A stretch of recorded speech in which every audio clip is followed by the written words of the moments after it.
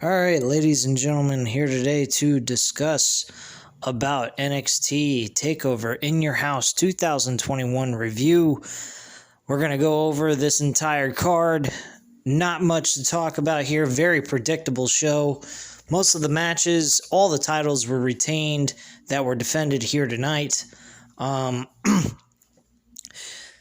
It felt like a regular, ordinary NXT show. It did not feel like a takeover. And I think the missing ingredient is the fans. It needs to get out of the Capitol Wrestling Center big time. That's number one. Number two, the matches were they were good. The main event was great. I won't discredit that. The World Championship was a great matchup. There were several different spots where Karrion Kross looked like he might have lost this championship, with the other competitors going ahead and trying to pick up an advantage and get the victory. But unfortunately, that was not the case. Karrion Kross ended up retaining his championship, while Kyle O'Reilly had Adam Cole in a ankle lock submission hold, which Karrion Kross applied the rear naked choke and choked him out, which managed to get Adam Cole out of the hold. But because he was in such severe pain with his ankle, he was unable to capitalize on breaking up the hold with the rear naked choke on Karrion Kross, and Karrion Kross walks away still the World Heavyweight Champion. Other matches on this card, the match that kickstarted the show was the six-man tag team matchup with Legado del Fantasma going up against Bronson Reed and MSK for the tag team and North American Championship. The tag team titles and the North American Championship were retained here tonight. I was not surprised by that whatsoever. I didn't figure the tag titles and North American Championship were going to change hands right away. Bronson Reed has not had a long reign yet, or at least a decent reign enough to take the title off of him. They might as well give him a decent title reign first before passing it on to someone else that could benefit from that title. So, matchup overall, I'm going to give that a 3 out of 5 stars. It was a decent match. The main event for the World Heavyweight Championship, a 4 out of 5 stars. Really good matchup. The next match after that was Mercedes Martinez going up against Xia Li, and Mercedes Martinez ends up losing this matchup. This match was nothing. I didn't even consider it a fucking takeover. This match shouldn't even took place on the card. This was a terrible fucking match. I don't even care for this match all that much. I mean, Mercedes Martinez did decent in this matchup, but I was not impressed with it. It really bored the hell out of me. I'm going to give it a 2.5 out of 5 stars. It was not that entertaining whatsoever to me at all. The $1 Million Man ladder match for the $1 Million Championship between Cameron Grimes and LA Knight was a really good matchup. I actually enjoyed this one. I'm going to give it a 3.5 out of 5 stars. Good action here. Both men really pushed each other a lot in this match. A lot of bad spots. Well, not bad spots, not like they were terrible spots, but really dangerous spots, actually.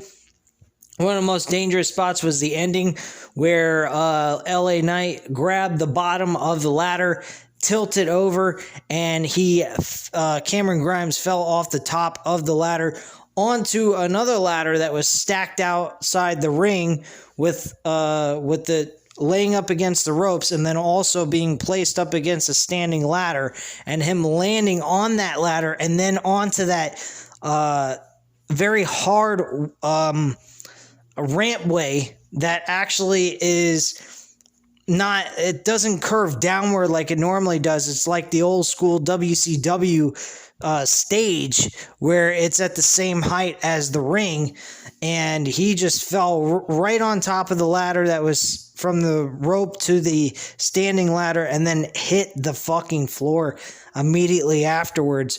Very bad spot. I mean, it looked terrible. The way the landing was and everything was just awful to see. I mean, he looked like he got hurt really bad. So LA Knight climbs to the top, gets the briefcase with the $1 million championship. Inside of it's a see-through briefcase, I guess you could say.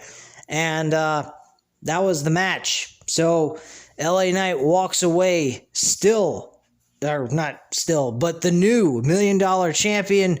And Ted DiBiase was very impressed with what he did in the ring. And he presented him the championship, and that was how that match ended. Following that, it was the Women's Championship. Oh, yeah, and that match for the ladder match was a 3.5 out of 5 stars. The Women's Championship with Raquel Gonzalez and Amber Moon was a decent, okay matchup. Nothing surprising here. Amber Moon, though, did have a lot more offense in this match than I thought she would. I thought this would be more even keel, like pretty much back and forth. It wasn't all that much back and forth. It was more Amber Moon doing offense than Raquel Gonzalez. But Raquel Gonzalez doing some powerful moves on her throughout the match really worn down Amber Moon, and Amber Moon ends up losing the match with a thunderous powerbomb delivered by Raquel Gonzalez.